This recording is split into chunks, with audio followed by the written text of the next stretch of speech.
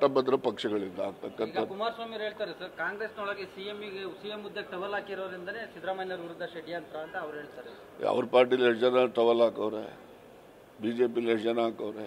ಏನು ಬಿಜೆಪಿನಲ್ಲಿ ಏನೋ Ashok chief minister ಆಗ್ಬಿಡ್ತಾರ ಅಥವಾ ವಿಜಯೇಂದ್ರ ಚೀಫ್ ಮಿನಿಸ್ಟರ್ ಆಗ್ಬಿಡ್ತಾರೆ? ಇನ್ನು ಎಷ್ಟು ಜನ ಇದ್ದಾರೆ?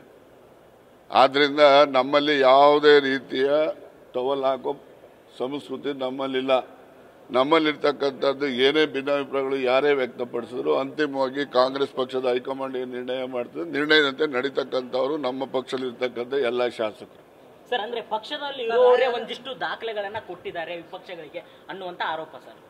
ದಾಖಲೆ ಇವ್ರು ಯಾಕ್ರಿ ಕೊಡಬೇಕು? ಯಾರಿಗೆ ನೀವೊಂದು RTI ಅರ್ಜಿ ಹಾಕಿ ನಿಮ್ಗೆ ಕೊಡ್ತಾರೆ ದಾಖಲೆಗಳು ಯಾವ್ದು ಬೇಕಾದ್ರು. ಇವರೇ ಕೊಡಬೇಕು ಅಂತ ಏನಿಲ್ಲ. ದಾಖಲೆ ಒದಗಿಸ್ತಕ್ಕಂಥದ್ದು ಇವರೇ ಕೊಡಬೇಕು, ಅವರೇ ಕೊಡಬೇಕು ಅಂತ.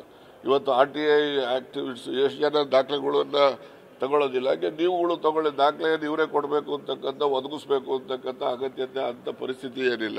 ದಾಖಲೆಗಳು ಎಲ್ಲರಿಗೂ ಕೂಡ ಸಿಗ್ತವೆ. ವಿಪಕ್ಷಗಳು ಸೇರಿದಂತೆ ಸಾರ್ವಜನಿಕವಾಗಿ ಚರ್ಚೆ ಆಗ್ತಾ ಇದೆ ಸರ್. ಸಿದ್ದರಾಮಯ್ಯ ರಾಜೀನಾಮೆ ಕೊಡ್ತಾರೆ, 2 ತಿಂಗಳೊಳಗಡೆ ರಾಜಕೀಯ ಧ್ರುವೀಕರಣ ಆಗುತ್ತೆ ಅಂತ. ರಾಜೀನಾಮೆನೂ ಕೊಡಲ್ಲ, ಯಾವ ಧ್ರುವೀಕರಣನೂ ಆಗೋದಿಲ್ಲ. 136 ಜನ ಶಾಸಕರು ಕಾಂಗ್ರೆಸ್ ಪಕ್ಷದಲ್ಲಿದ್ದಾರೆ. 5 ವರ್ಷ ಕಾಂಗ್ರೆಸ್ ಪಕ್ಷ ಸರ್ಕಾರ ಇರುತ್ತೆ. ನಡೀರಿ. DK ಶಿವಕುಮಾರ್ ಅವರು ನನಗೆ ಪಕ್ಷದಲ್ಲಿ ಜವಾಬ್ದಾರಿ ಜಾಸ್ತಿ ಆಗಿದೆ ಅನ್ನೋ ಒಂದು ಮಾತನ್ನು ಹೇಳ್ತಾ ಇದ್ದಾರೆ.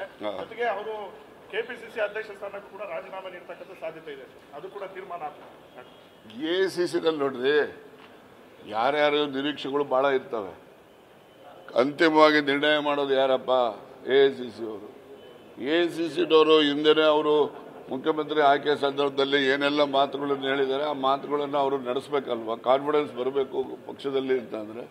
ಅದಕ್ಕೋಸ್ಕರ ಅವರು ಏನು ತೀರ್ಮಾನ ತಗೋಬೇಕು, ಸಕಾಲದಲ್ಲಿ ಅವರು ಏನು ತೀರ್ಮಾನ ತಗೋಬೇಕು, ಯಾವ ಸಂದರ್ಭದಲ್ಲಿ ತಗೋಬೇಕು, ಅವ್ರು ತೀರ್ಮಾನ ಮಾಡಿ ತೆಗೆದುಕೊಳ್ತಾರೆ. ನಾನು ಹೇಳಿದ್ದೀನಿ KPCC ಅಧ್ಯಕ್ಷ ಸ್ಥಾನ ಏನಾದ್ರು ನನಗೆ ಕೊಡ್ತೀನಿ ಅಂದ್ರೆ ನಾನು ಮಂತ್ರಿಗಿರಿ ರಾಜೀನಾಮೆ ಕೊಟ್ಟು ಆಗ್ತೀನಪ್ಪ ಅಂತ ಹೇಳಿದ್ದೀನಿ. ಅದು ಕೊಟ್ಟಾಗ ನಾನು ಆದಾಗ ನಡೀರಿ.